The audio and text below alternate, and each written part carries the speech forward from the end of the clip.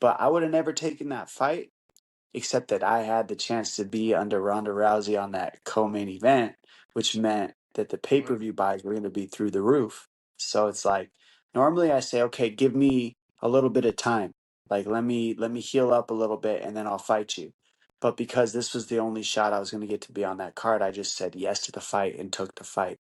And it's not an excuse because I knew this whole scenario and I did the fight anyways. So it was like I just knew I was going to go in there a little bit compromised, not 100%, but I was in good enough shape and my body was working good enough that I could tough it out for that level of money. It was worth the risk. And 100%. I did it. I did it. It was worth the risk and I don't take it back. I don't regret it. It was my biggest payday of my entire career.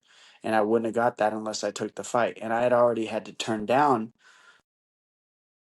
my other big payday because I blew my knee out, and that was on the Ultimate Fighter. I was supposed to fight on the co-main event with Chael Sonnen and Anderson Silva on pay-per-view. That would have been my first payday, and I blew my knee out. So being me, you got to imagine like I had already given up my like everything we work for is that pay-per-view money, like that big shot.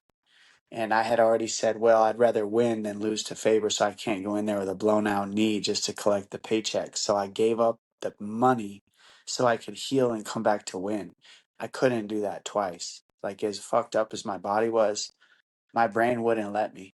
So I just took the fight. I wasn't quite as good as I could have been or as healthy as I could have been, but Cody also was. He was very healthy. He had 3 knockouts that year. I think 2 knockouts that year, fast fights. He was young. He was up and coming with the team. They had a lot of years to game plan me, and he was on point. It was his night.